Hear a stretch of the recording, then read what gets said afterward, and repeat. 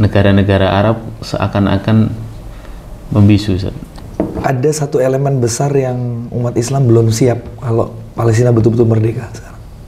Ini sebenarnya sudah sampai suatu tahap di mana Israel itu harus membunuh puluhan ribu. Mana daulah dari daulah muslimah yang siap menggantikan daulah Israel ini? Kita senasib dengan Rasulullah. Kenapa senasib? Karena kita hidup di zaman Masjidil Aqsa dan Baitul Maqdis dijajah.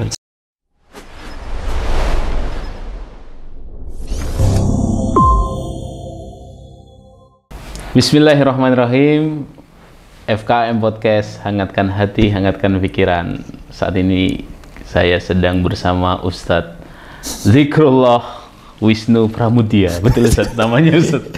Sama Kiai Khalil Ridwan itu Wisnunya udah nggak boleh dipakai. Katanya boleh, ya. Di Kitabut Tauhid nggak boleh ngasih nama berhala itu nggak boleh. Ya sudah, Ustadz Zikrullah saja kalau gitu. Biar ingat Allah aja. Amin, Masya Allah. Kaifal Ustadz? Alhamdulillah. Masya Allah.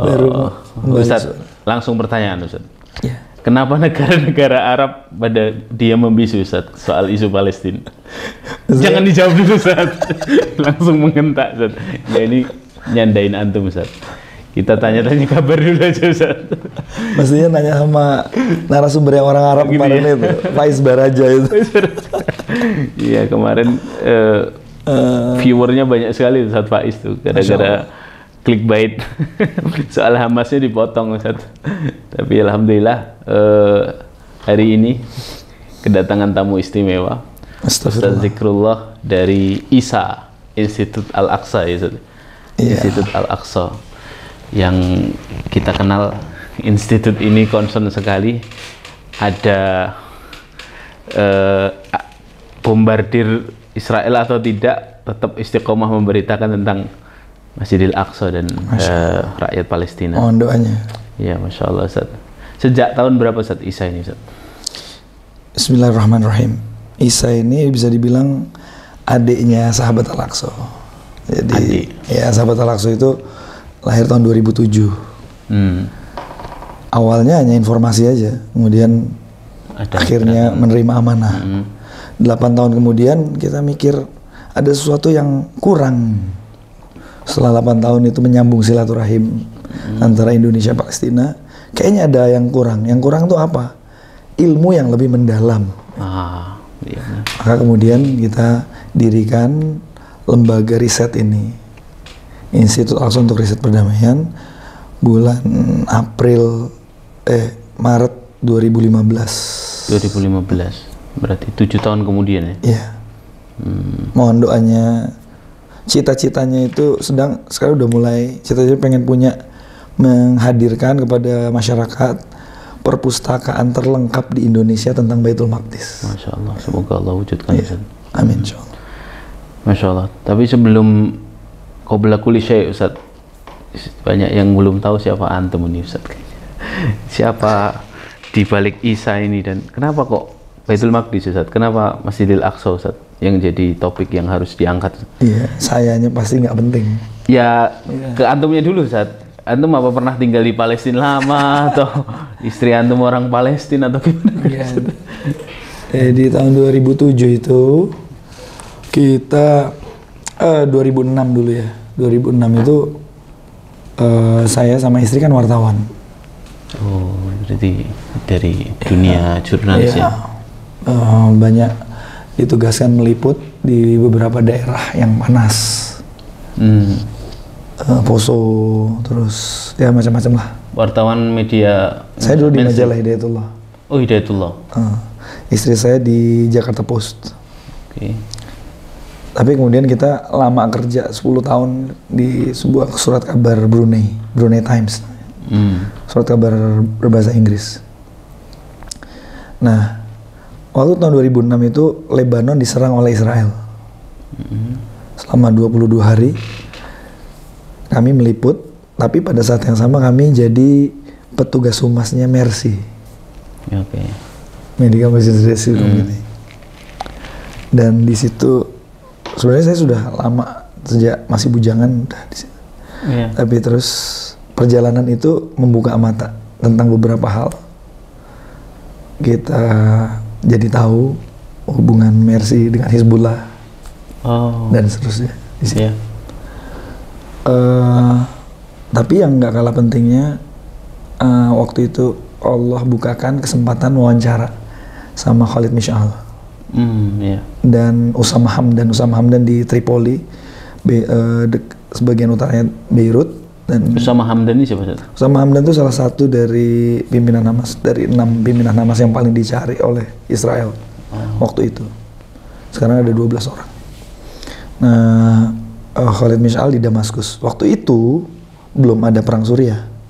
Oke, masih. Waktu itu markas Hamas yang terbesar di luar Palestina itu di Damaskus. Dengan izin Allah kita wawancara sama Khalid Mish'al.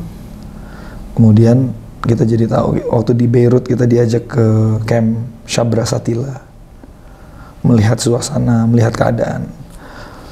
Pulang dari perjalanan kemanusiaan itu, saya bilang sama istri, kayaknya kita nggak bisa cuma nulis doang. Harus melakukan sesuatu. Maaf Ustaz, saya potong dulu Ustaz. Iya. Sebelum melakukan sesuatu Ustaz, itu dalam rangka wawancara apa Ustaz? Tugas dari Detullah dan Jakarta Post atau Brunei Post? Waktu itu belum ke Brunei. Waktu itu kenapa langsung dapat link? Dapat linknya Ke Allah Subhanahu wa Nggak, Ta'ala. maksudnya pembahasannya memang pas di sana, pas bisa Enggak, ketemu gini dia, ceritanya. Kita waktu itu ke Lebanon meliput ya, pertempuran Israel Lebanon. Tapi Lebanon waktu itu di embargo udara. Oke. Supaya Israel tidak bisa nyerang Lebanon pakai pesawat udara. Jadi Lebanon bisa meyakinkan sekutu-sekutunya di PBB untuk memberlakukan embargo udara. Sehingga bantuan itu hanya bisa masuk lewat darat, lewat Suriah. Jadi kita mendaratnya di Suriah, masuk, setelah masuk, keluar. Nah, waktu nunggu pulang itu, saya cari-cari kemungkinan. Ternyata Allah kasih jalan. Berarti memang bukan maksudnya itu saya, maksudnya ke Lebanon, iya. Israel tadi. Tapi waktu di Lebanon, mau nggak mau kita berhubungan dengan para pimpinan ulama, ya, mujahidin Hamas yang ada di Lebanon. Itu mau nggak mau kemudian kita ketemu sama mereka. Itu. Oke. Nah, sejak pulang itu Ya, kemudian terus kita memutuskan mesti melakukan sesuatu. Ya. Nah, tahun 2007, setahun kemudian, ulama-ulama Palestina yang kita kunjungi mengirim kunjungan balasan ke Indonesia. Oh ya. Nah, kemudian mereka mengarahkan kita mendirikan sebuah lembaga. Jelas sahabat itulah mungkin 2007 sana.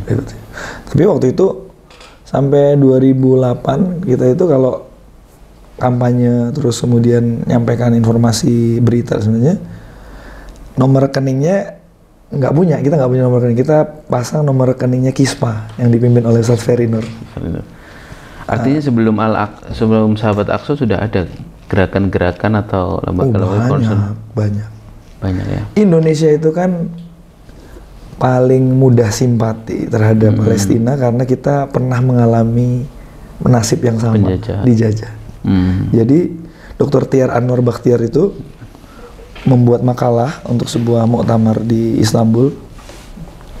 Sebelum Republik berdiri, rakyat Indonesia sudah mendukung Palestina.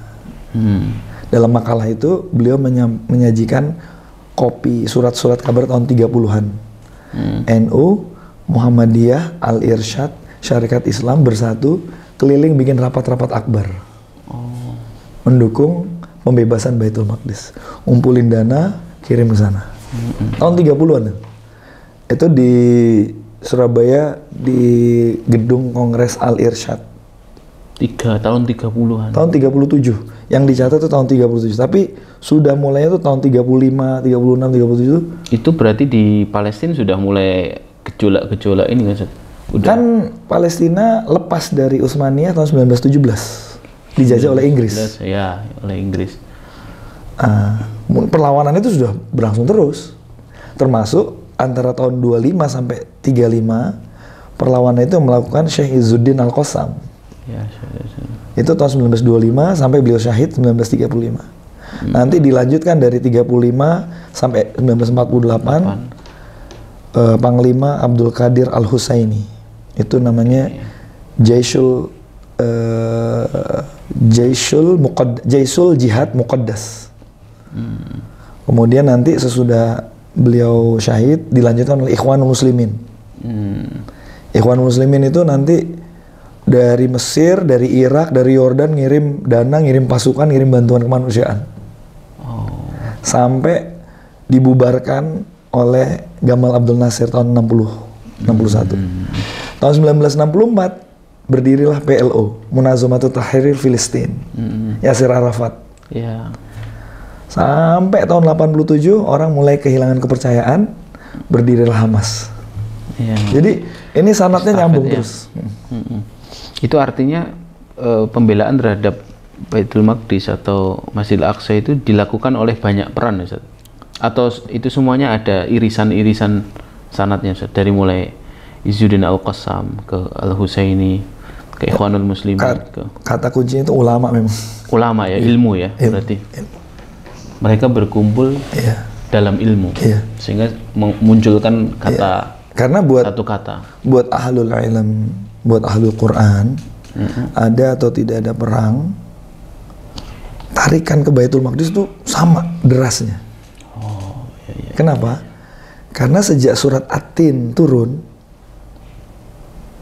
Rasulullah tuh nggak berhenti-berhenti mentarbiyah para sahabat tentang Baitul Maqdis. Karena kita senasib sama Rasulullah. Hidup di zaman ketika Baitul Maqdis dijajah. Waktu itu Baitul Maqdis dijajah Romawi. Kristen Romawi. Jadi surat At-Tin itu menurut Asbabun Nuzul turun tahun kelima kenabian. Padahal tahun kelima kenabian itu Rasulullah dan para sahabat sedang berat-beratnya menghadapi persekusi lokal. Tiba-tiba diajak mikir internasional. Masya Allah. Jadi sejak surat At-Tin, surat Ar-Rum, surat-surat tentang Bani Israel, sampai puncaknya Isra Mi'raj. Itu nggak berhenti-berhenti sampai Hudaybiyah.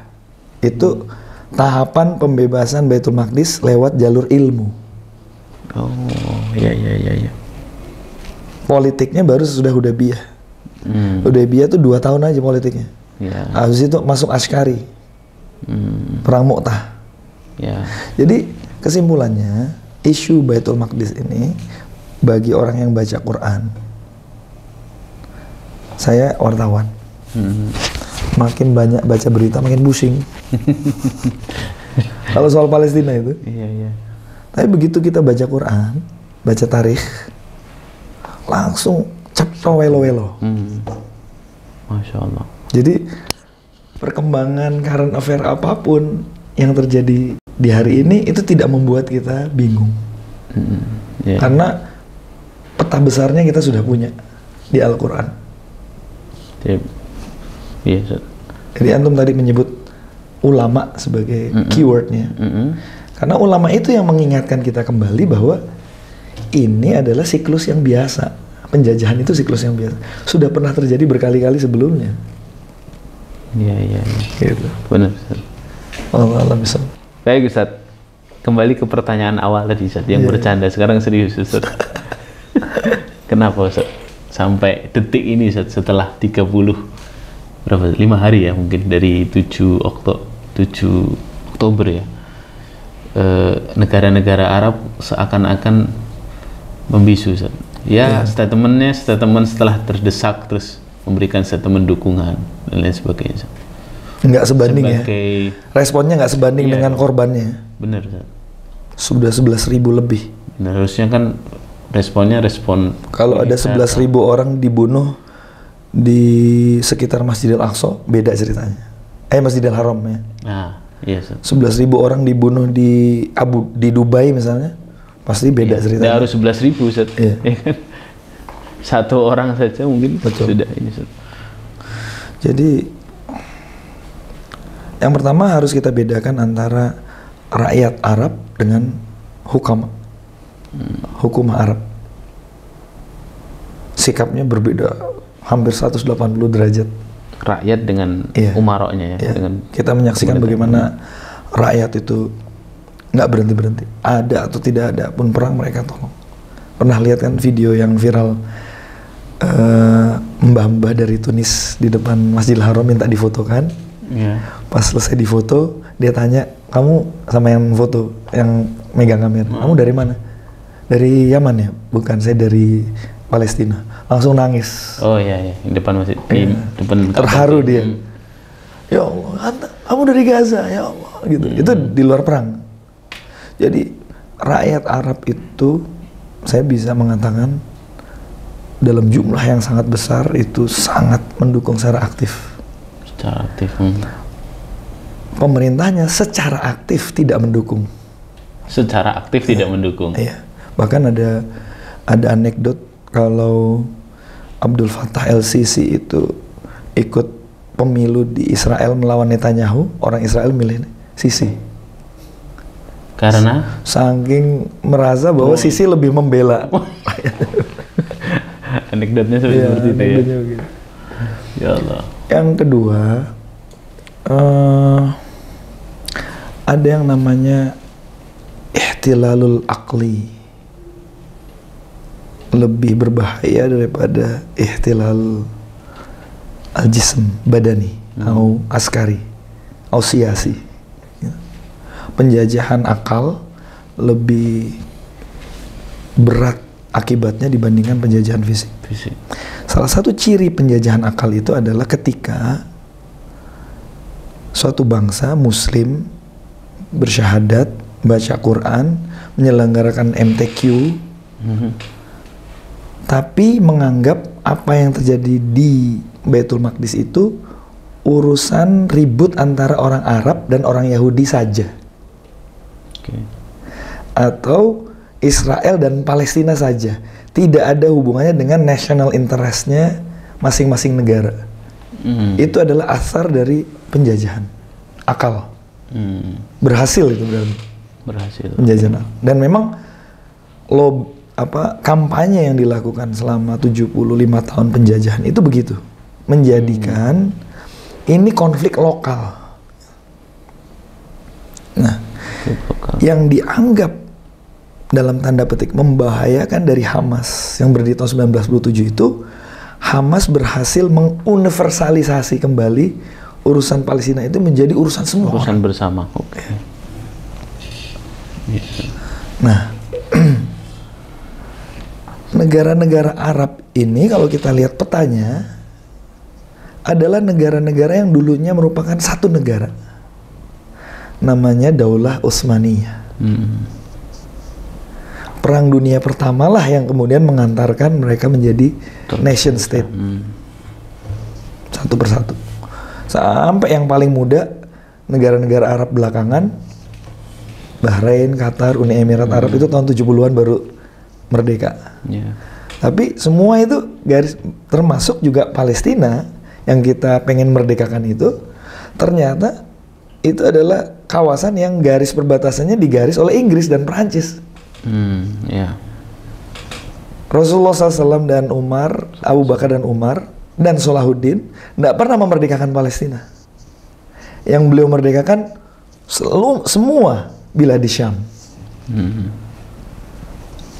Itu pemahaman strategis yang sangat mendasar banget, yang akan menentukan cara dan jalan kita membebaskan kawasan itu.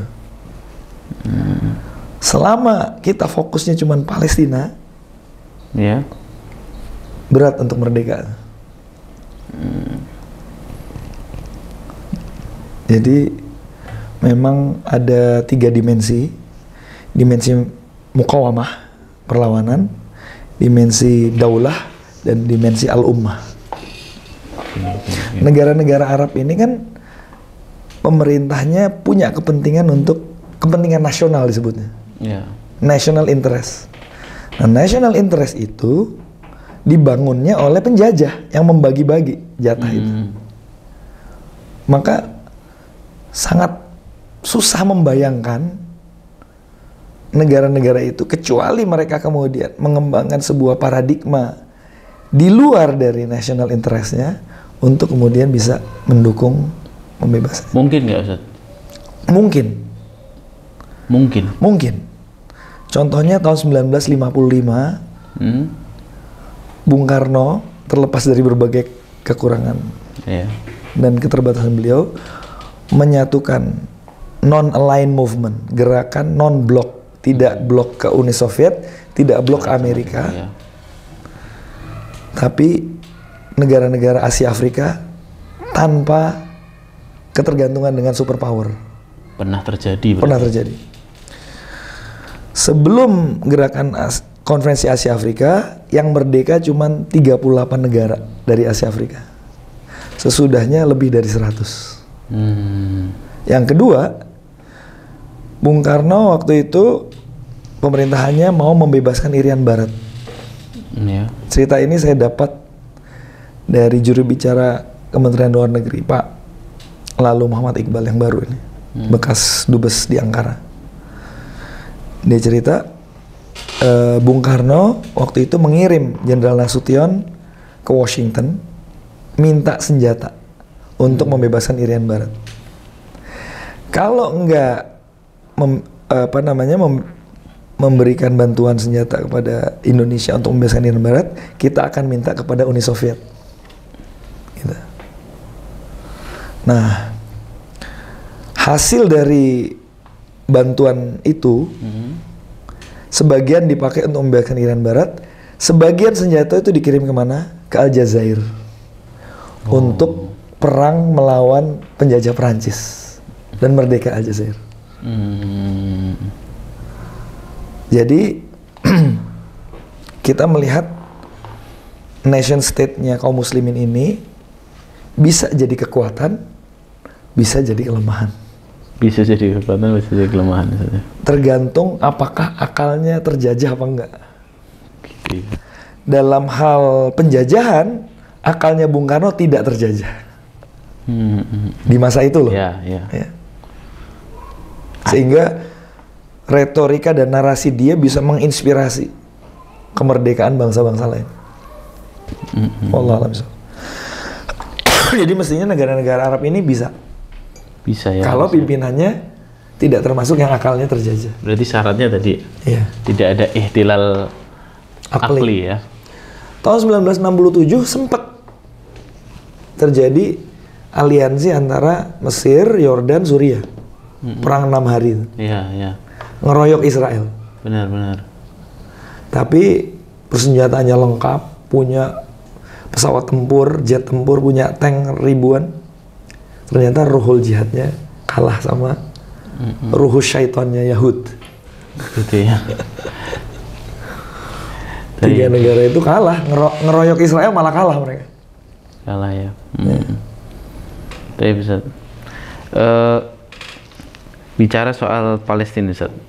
Palestina itu sebenarnya ini kan yang apalagi generasi muda, Ustaz. Saya lihat mereka ya free Palestine, cuman terus akhirnya mereka tidak tahu nih sejarah panjangnya Palestina. Terus ketika ditanya, loh kamu tuh gimana sih, Palestina itu dari dulu miliknya Bani Israel. Israel itu ya sekarang Yahudi itu. Berarti yang berhak memang orang-orang Israel hari ini. Dikasih hujah begitu tok langsung melempem kan Ustaz. Wah iya juga gitu kan. Ya kan? Nah itu sebenarnya kalau menilik ke sejarah Ustaz, tanah Palestina itu milik siapa Ustaz? Miliknya orang Islam kah atau miliknya orang Yahudi hari ini Ustaz? Kan hari ini disuguhkan di televisi nasional kan Ustaz? Ya. Jadi Palestina sebagai bagian dari negeri Syam itu kan disebutnya Al-Ard Al-Anbiya, negeri para nabi. Entah kenapa Allah Subhanahu wa Ta'ala mengistimewakan wilayah itu dengan begitu banyak nabi dan rasul. Kita meyakini nabi itu sampai ke seluruh permukaan dunia, tapi 25 nabi dan rasul yang wajib kita imani sebagai bagian dari rukun iman itu terkonsentrasi di kawasan itu dan sekitarnya. Bahkan Ibnu Katsir menyebut dari 25 itu 19 lahir di situ. 19 lahir. Ya. Okay. Nah, jadi Bani Israel itu di Al-Quran kan ada 3 jenis. Satu yang Muslim, kedua yang Yahudi, ketiga yang Nasrani. Okay. Yang Muslim yang mana? Israel itu kan nama Nabi Yakub. Ya. Semua anak keturunannya itu Bani Israel. Benar. Yakub, Yusuf, Ayub, Syuaib, Musa, Harun, Zulkifli, Daud, Sulaiman, Ilyas, Ilyasa, Yunus, Zakaria, Yahya, Isya. 15 orang. Oh. Anak keturunannya Nabi Israel itu Muslim semua. Dengan seluruh pengikutnya. Baik, nanti ada kategorinya lagi. Ada Muslim Bani Israel yang istiqomah, ada yang jadi Yahudi. Anak keturunannya Yehuda. Gitu. Yang sudah Muslim pun masih ada yang membangkang sampai dihukum Allah, yaitu Muslim di bawah bimbingan Nabi Musa alaihissalam. Ya. Jadi sepanjang sejarah ini adalah al-ard li hanifan muslimin. Gitu. Makanya misalnya itu kan makbadnya Nabi Sulaiman loh. Haikal Sulaiman itu bukan Masjidil Aqsa kata mereka. Dan Nabi Sulaiman kan Muslim. Yang berhak mengklaim di zaman kita sekarang ini, penelanjutnya Nabi Sulaiman itu kita, bukan orang Israel yang sekarang Yahudi. Kenapa? Karena orang Yahudi itu telah batal posisinya sebagai Muslim ketika satu, membunuh para nabi, kedua, melakukan tahrif, merubah-rubah kitab suci mereka sendiri, Taurat. Yang ketiga, melanggar semua syariat itu. Yang keempat, menolak kenabian Nabi akhir zaman. Ketika empat-empatnya nih, mereka punya hak untuk tinggal di situ. Jangan sampai keliru ini. Mereka punya hak untuk tinggal, tapi mereka tidak punya hak untuk menjadi pemimpin di situ. Untuk menegakkan syariat Islam di situ. Syariatnya Allah. Nah, karena ini kalau istilahnya orang Inggris, their words against our words. Jadi memang mujadalah. Kalau pakai bahasanya Profesor Syed Naqib Alatas, ini permanent confrontation. Memang tidak akan ketemu. Tinggal adu pemikiran, adu narasi ini, ada yang mau memaksakan pakai senjata apa enggak gitu. Ujung-ujungnya senjata. Ujungnya senjata. Kalau kemudian dia pakai senjata dan kemudian menzolimi yang lain karena keberadaannya, maka terjadilah peristiwa perang salib.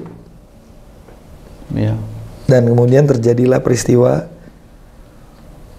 perang dunia pertama yang merampok dan merampas, yang berlanjut sampai hari ini. Aktornya berarti ada berapa, Ustaz?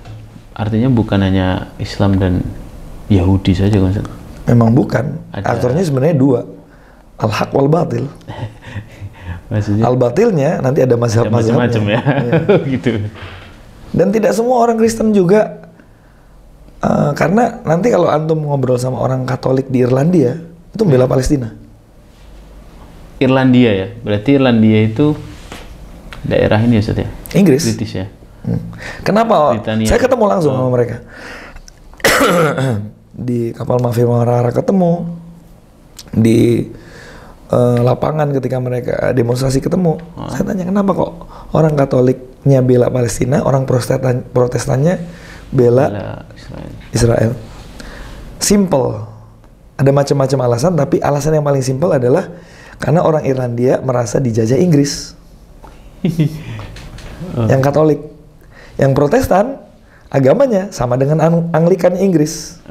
Berarti gitu. Karena bukan karena al-haq al-batil. Bukan karena akidah. Iya, bukan al-haq al-batil ya. Nah, tapi ada kajian yang namanya Christian Zionism. Itu umurnya lebih lama daripada Zionis yang sekarang. Zionis Yahudi. Iya.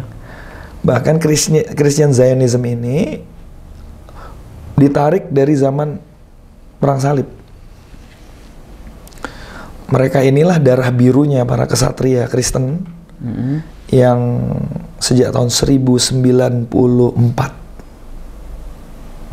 ya 1095 udah lahir belum? Oh, belum. Nggak ada yang udah lahir. Tahun 1095 itu Paus Urbanus kedua mengistisyharkan perang salib, mengumpulkan semua orang Eropa di kota Clermont, Prancis. Kemudian siapa yang berangkat ke Yerusalem maka akan dia hapuskan semua dosanya.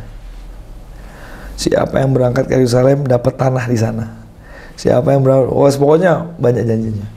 Nah, selama 4 tahun itu penyerangan terus, termasuk di kawasan-kawasan yang sudah Muslim di Anatolia, Seljuk, kota-kota, desa-desa dibakarin, bumi hangus. Di tengah-tengah itu tahun 1097-nya ada seorang ulama yang mengingatkan umat Islam waktu itu. Ini pasukan salib ini tujuannya tuh mengambil Baitul Maqdis. Waktu itu Baitul Maqdis masih Muslim. Sudah dimerdekakan oleh Umar. Tapi nggak didengerin karena ruhul jihad waktu itu hilang. Dan nggak ada yang percaya. Kenapa? Karena Baghdad waktu itu lagi superpower. Mustahil jatuhin. Nama ulama itu Imam Al-Ghazali, Abu Hamid Al-Ghazali. 2 tahun sudah Imam Ghazali mengingatkan itu, pasukan salib masuk, pembantaian habis-habisan. Jadi pertanyaannya kembali ke yang tadi, ini sebenarnya yang berhak siapa? Dari periodenya para nabi kita punya hujah. Dari periode sesudah Rasulullah SAW kita punya hujah. Hujahnya apa? Hujahnya waktu itu Umar membebaskan Baitul Maqdis dan seluruh kawasan Syam dari penjajahan Romawi Kristen.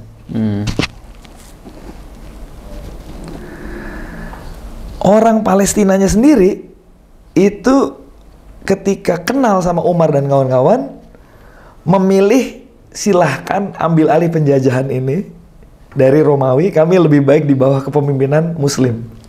Jadi sebenarnya orang Palestina ini di zaman Umar itu orang yang jatuh cinta sama Islam.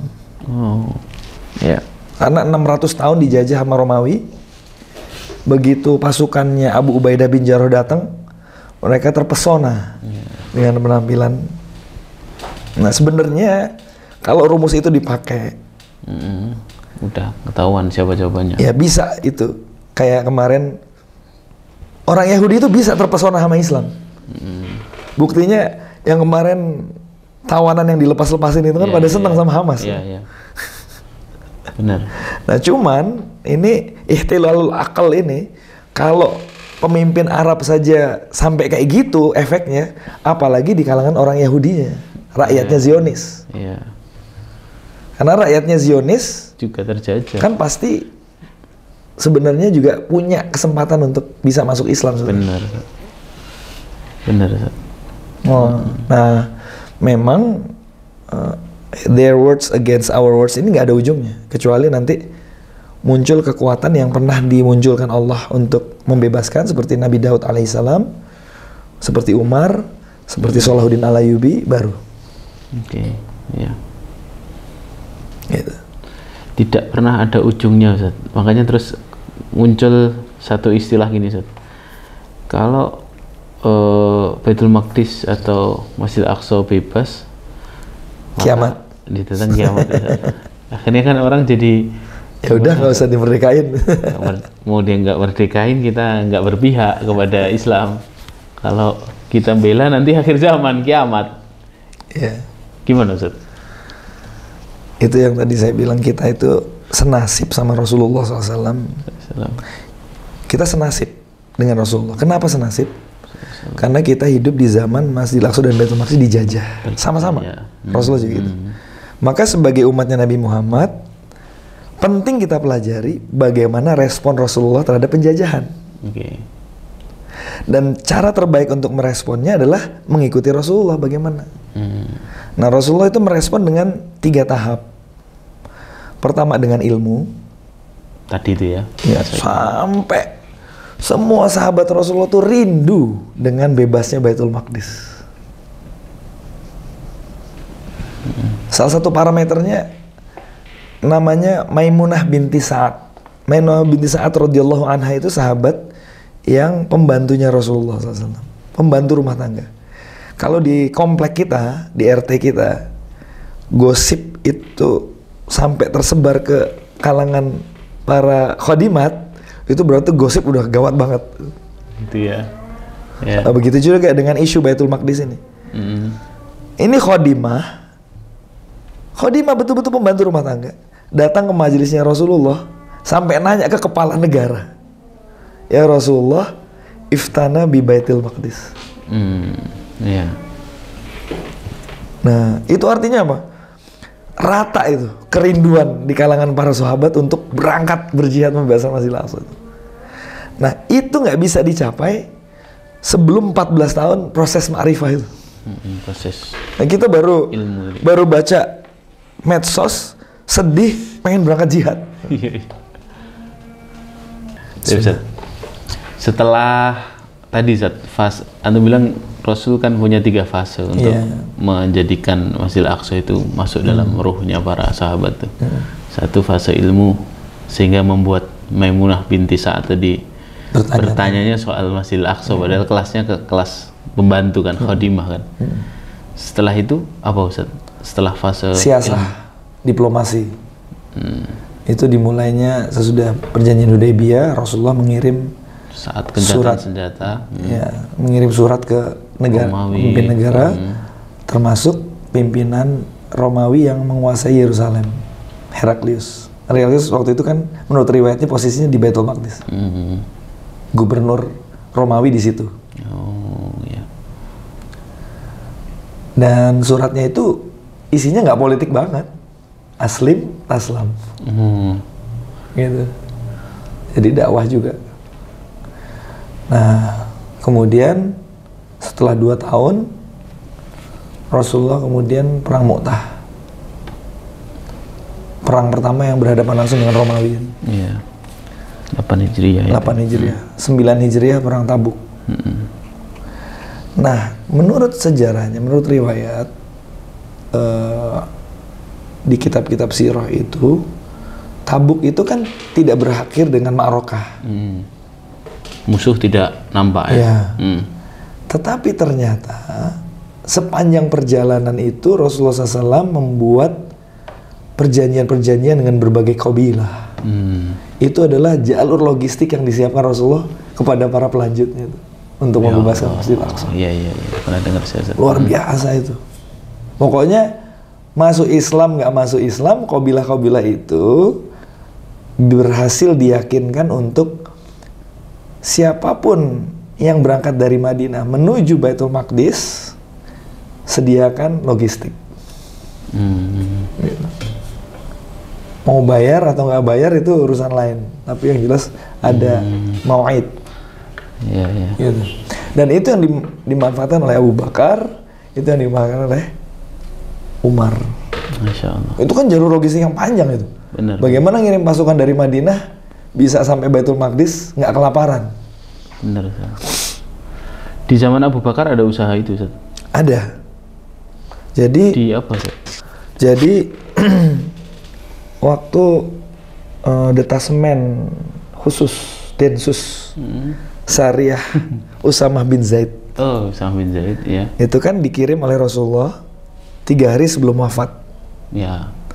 Mereka camping dulu, mukhayyam dulu di luar Madinah. 3 hari kemudian mereka belum berangkat, Rasulullah wafat. Dikirim ke menuju Romawi. Kan dikirim ke Romawi untuk itu pasukan cepat itu 700 pasukan berkuda. Itu kayak zaman Hitler itu Blitzkrieg itu istilahnya tuh. Serangan kilat. Brak, bunuh, cabut gitu. Tujuannya untuk tujuan ke arah sana, buka lagi ya. Buka lagi sebenarnya testing the water lah gitu. Nah, ketika Abu Bakar jadi khalifah, kan banyak yang bugot. ada Musailamah Al-Kazzab, ada nabi-nabi palsu yang lain, ada yang nggak bayar zakat, Bahrain dan sebagainya. Diprotes sama Umar dan yang lain. Kenapa kok tetap ngirim Usama bin Zaid padahal kita lagi menghadapi ini? Kok tetap diberangkatin? Itu kalimat yang sangat terkenal.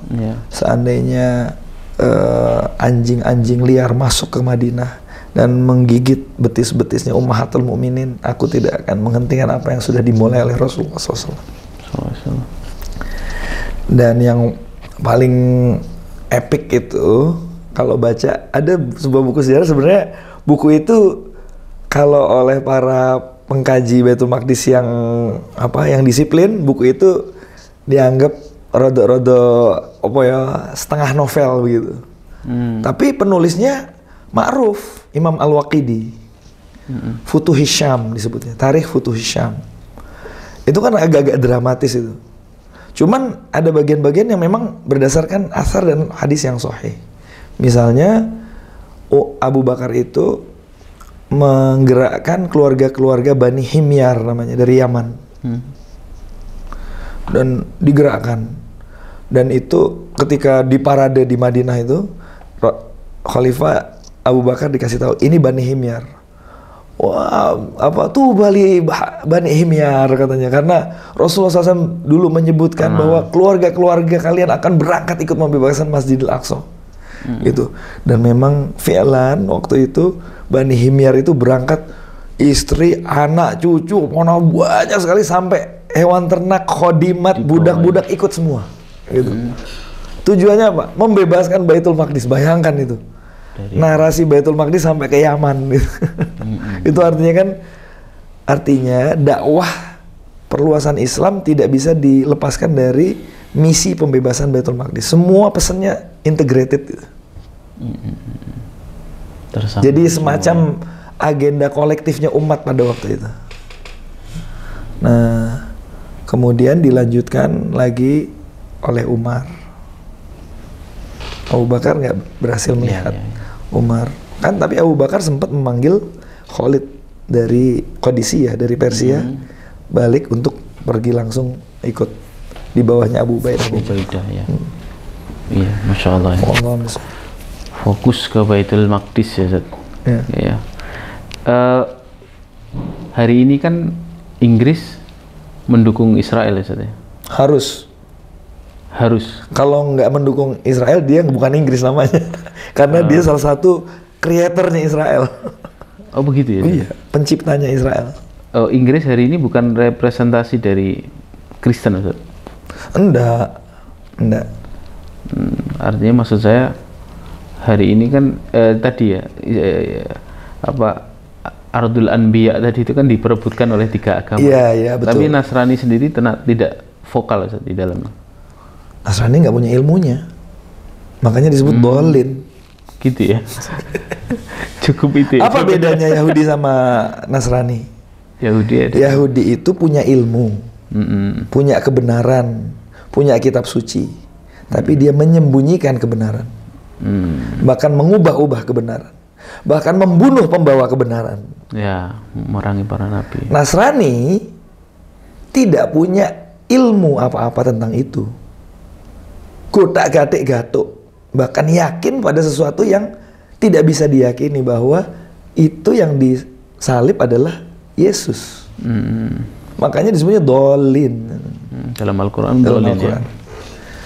Nah, kenapa kok Inggris harus mendukung Israel? Kenapa kok Prancis harus mendukung Israel?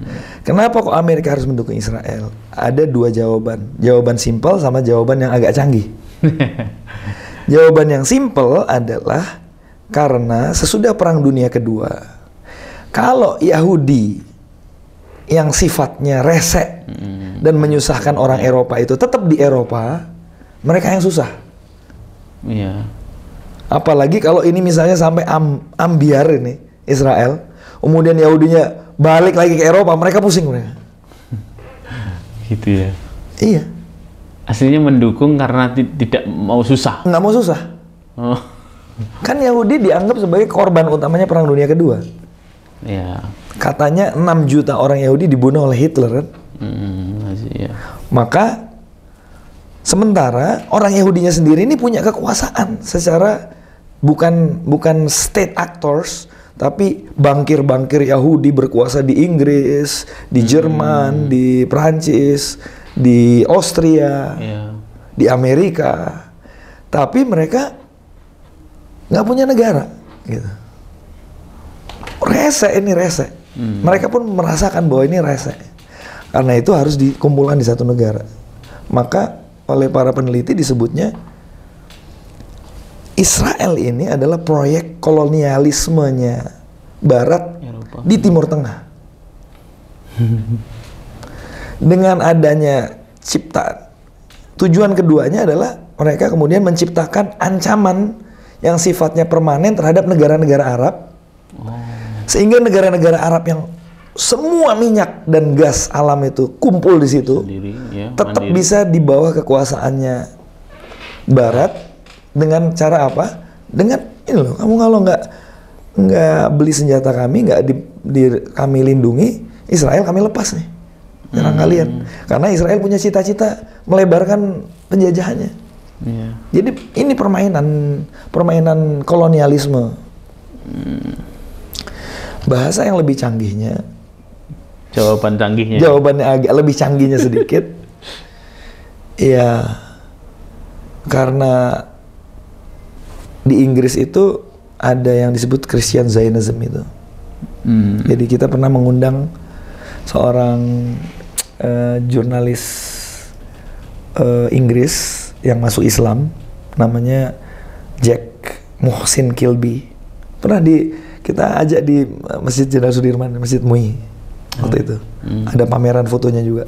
30 tahun lebih dia fokus jadi jurnalis tentang Baitul Maqdis. Dia memaparkan di presentasi terakhirnya setelah keliling di Jogokarian itu, dia presentasi hasil investigasi dia tentang Christian Zionism ini sampai pada taraf di mana semua bangunan suci yang ada di Yerusalem dibangun juga di sekitar London. Sampai ke kuburan-kuburannya, meskipun bawahnya nggak ada makamnya, kuburannya segala macam persis replika gitu. Agar mengembalikan semangat. Saking dekatnya hubungan hati, roh dan pikirannya Christian Zionism dengan apa yang ada di sini. Karena ini kan peninggalan-peninggalannya Templar pada perang salib. Nah, Inggris itu menjajah Palestina 31 tahun sejak Perang Dunia Pertama. Setelah 31 tahun, 1948, dia menyerahkan kawasan ini kepada Gerakan Zionis Internasional.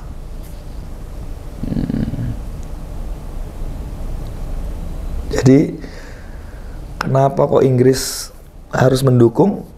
Itu ada alasan geopolitisnya, ada alasan ekonominya, ada alasan ideologisnya. Termasuk Amerika sendiri.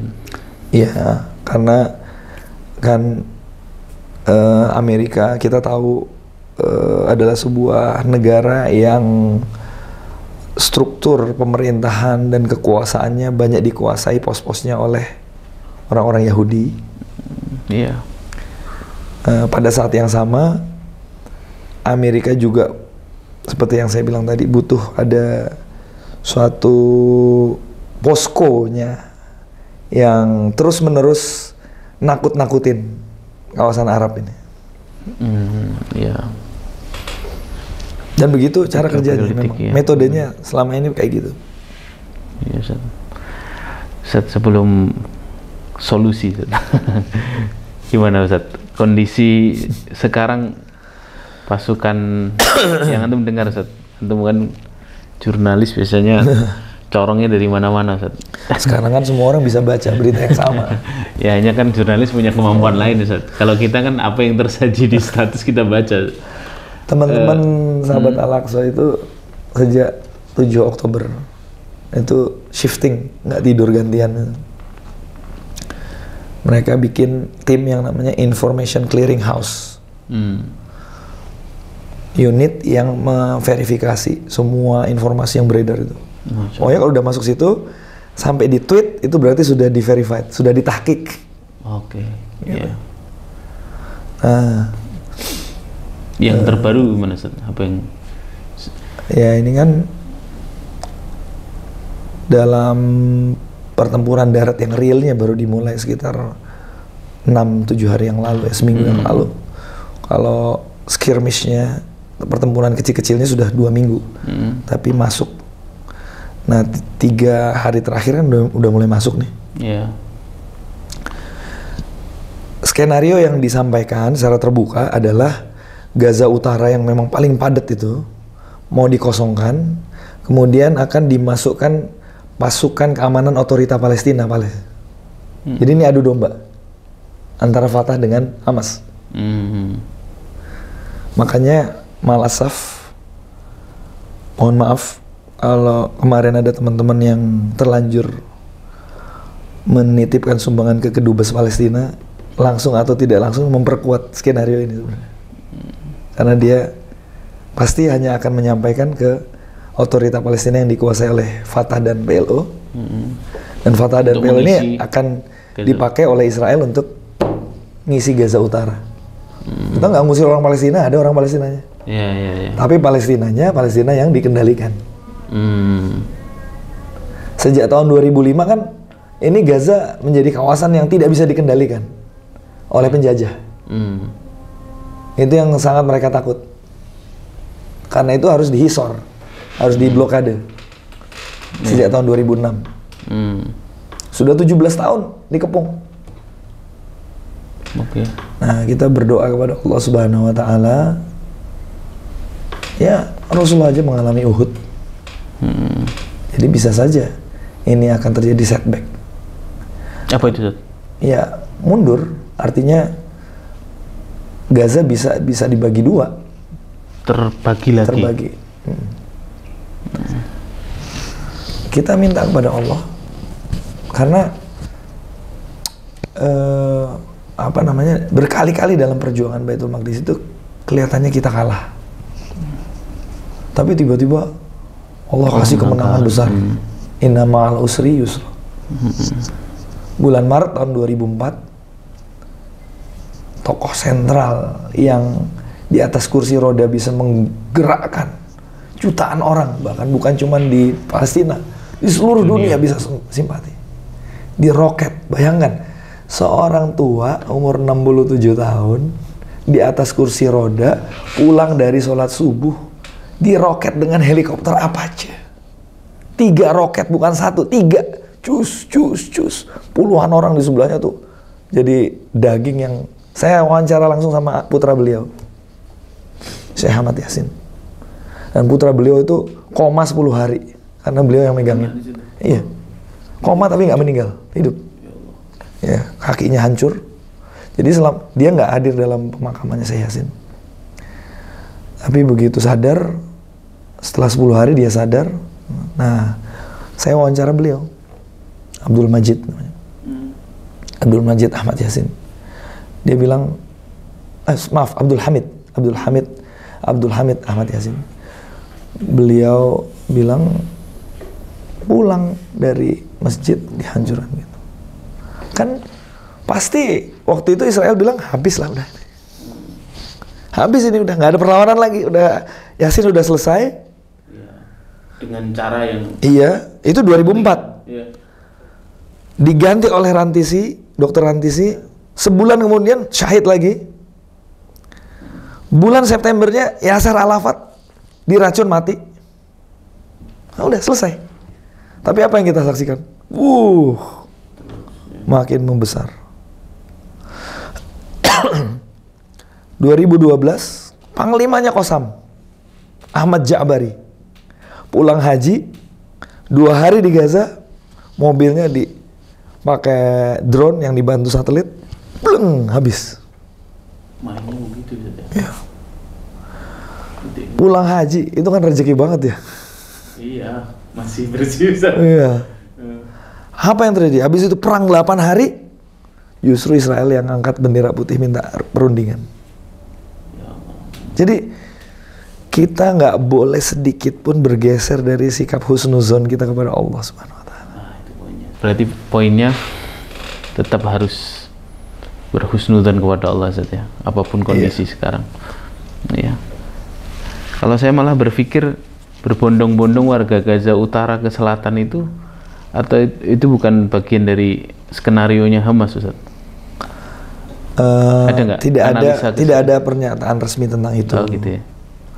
Ya, tidak ada pernyataan resmi. Tapi tadi malam Abu Ubaidah masih mengumumkan bahwa sejak serangan darat dilakukan, lebih dari 160 tank hancur.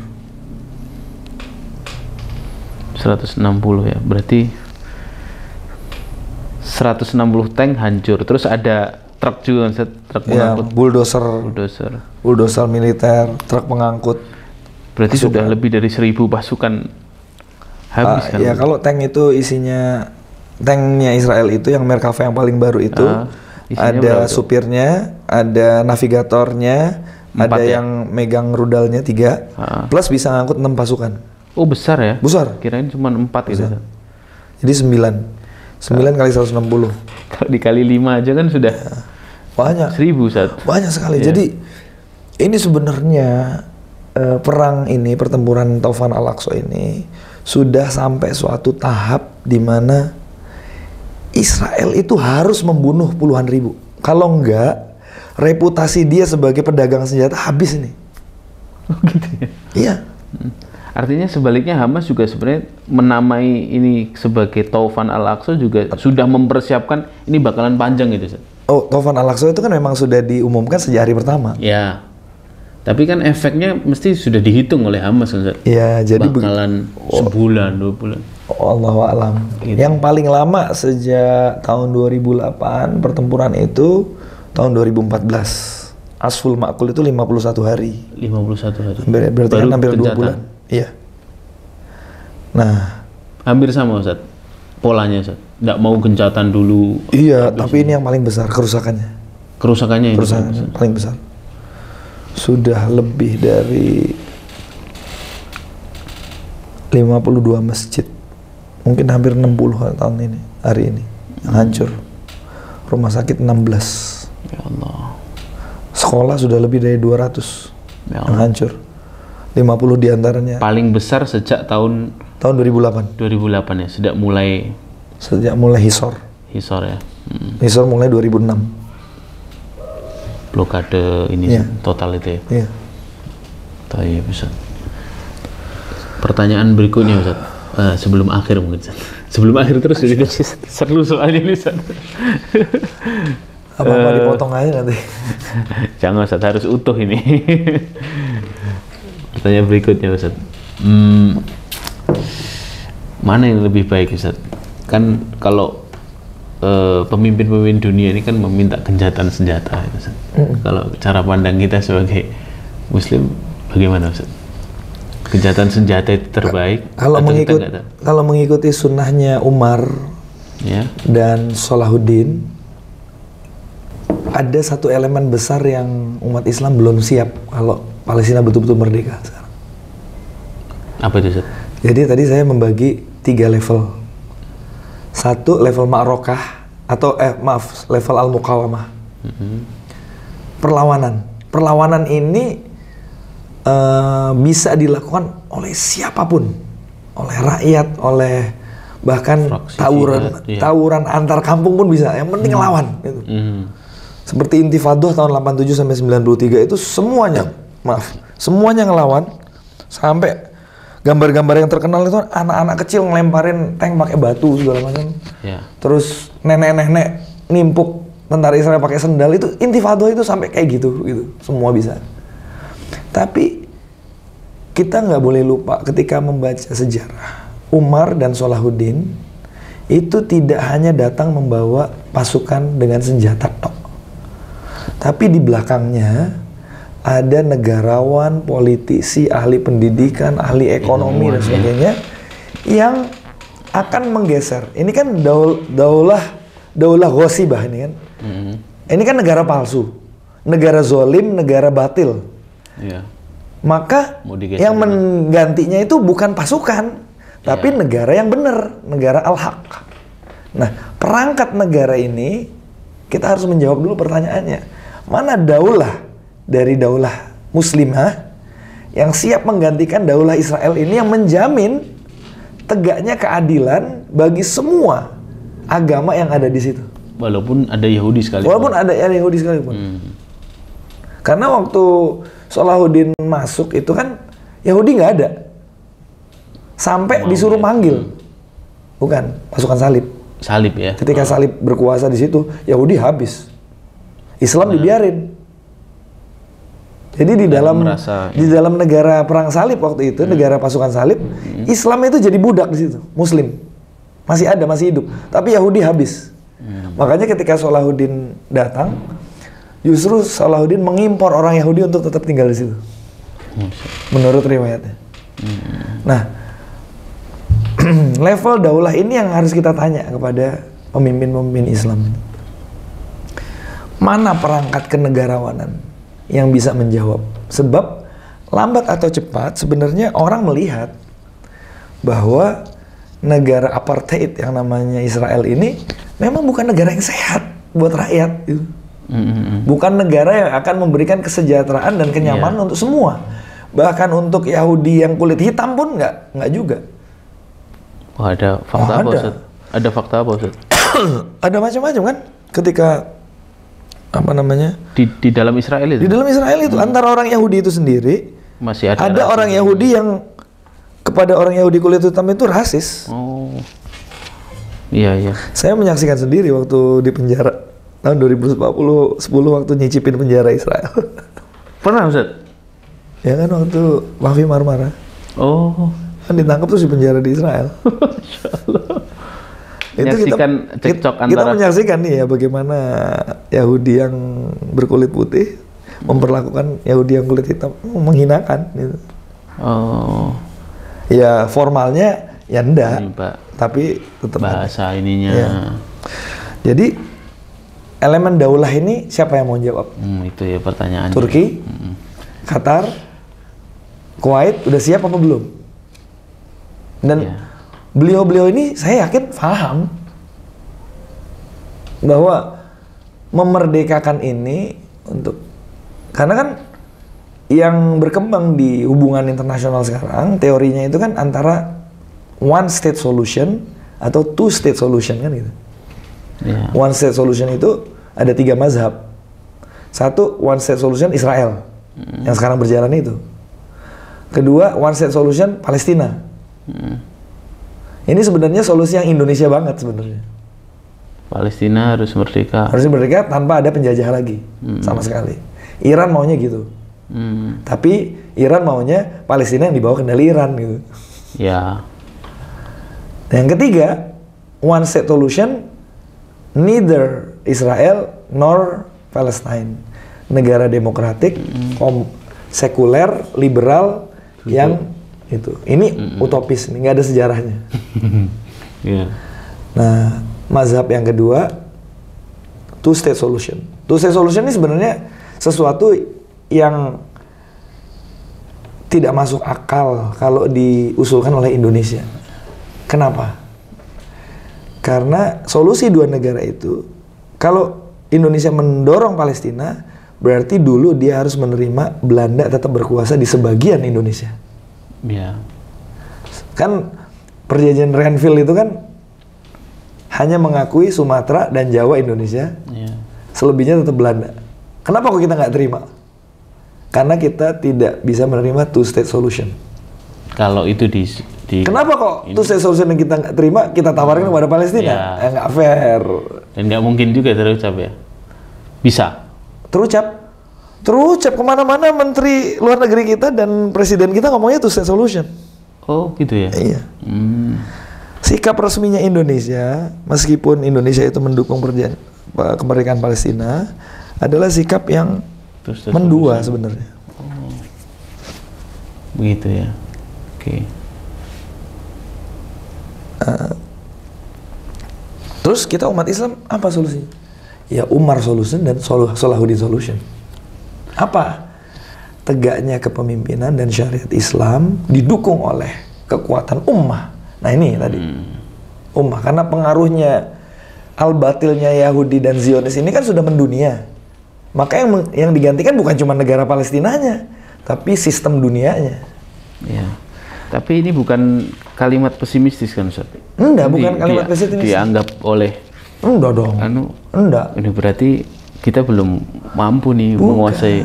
Bukan kalimat pesimistis. Justru kalimat optimis bahwa jalannya ada dan kita mesti kerja keras mencapainya gitu. Oh, gitu ya berarti. Iya.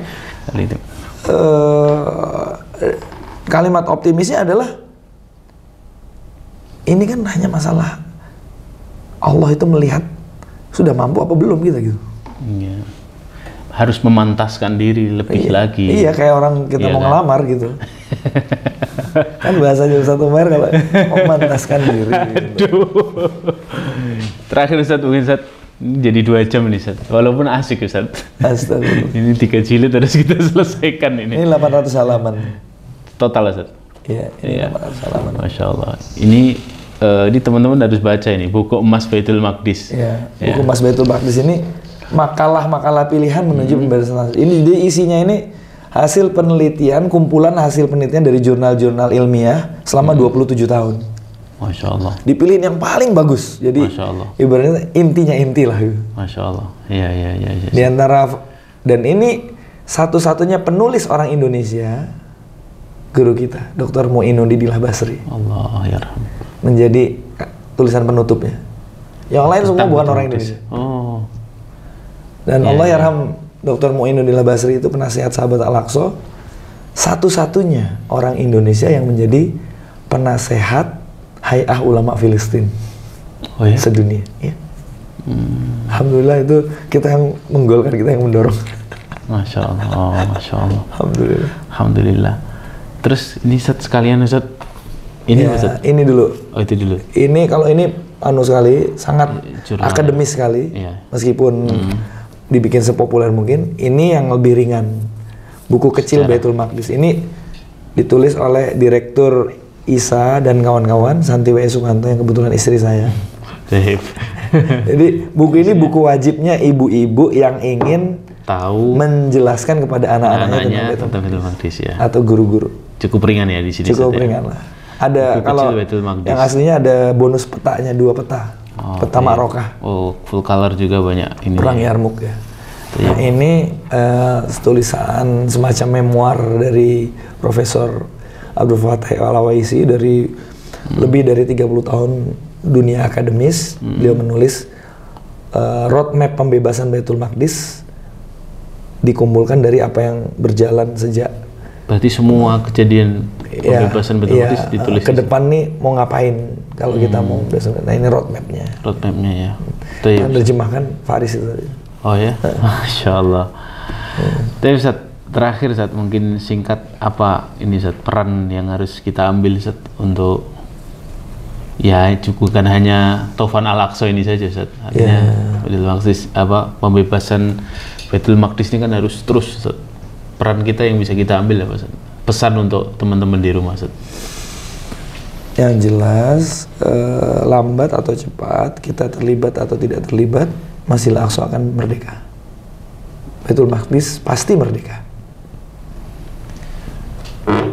Dari generasinya Salahuddin Al-Ayyubi itu butuh 88 tahun. Generasinya Rasulullah dan Abu Bakar sebelumnya itu dijajahnya 600 tahun. Kita sudah dijajah 106 tahun. Sampai kapan? Wallahu a'lam. Tapi kita punya 2 pilihan. Mau jadi penonton atau pemain. Kalau pertandingan sepak bola, penonton supporter itu sesemangat apapun supporter teriak itu, begitu klubnya menang dia nggak dapat apa-apa. Tapi kalau pemain, meskipun dia di bangku cadangan, begitu klubnya menang dia dapat medali juga. Ya. Minimal medali lah ya, nggak dapat bonus. Iya. Jadi kita harus jadi pemain. Lewat apa? 1, doa. Doa. Jangan berhenti mendoakan. Karena kalau kita baca Al-Quran, kita kenal Baitul Maqdis, kita lihat kondisi sana, kita mendoakan. Yang kedua, menyebarluaskan informasi. Sebarluaskan informasi. Termasuk juga mempelajari dari sumber-sumber yang sahih dan kemudian menyebarluaskannya. Yang ketiga, infak fisabilillah. Karena pertanyaannya Maimunah binti Sa'ad itu dijawab oleh Rasulullah.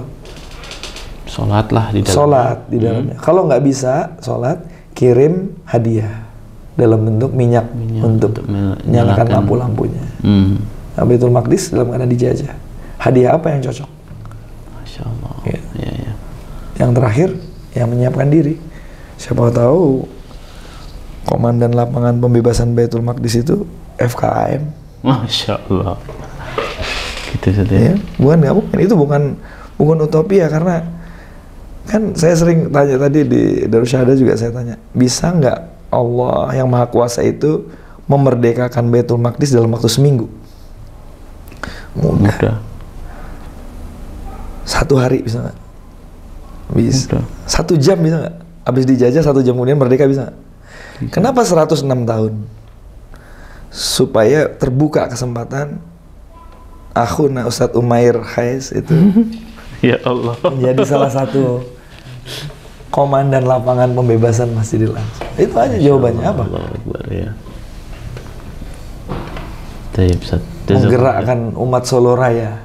Jazakumullah khair. Jazakumullah khair, Ustaz. Wallahu a'lam bishawab. Mudah-mudahan bermanfaat. Amin ya Rabb. Mohon doanya Ustaz untuk kami, Ustaz. Allah jaga dan insyaallah.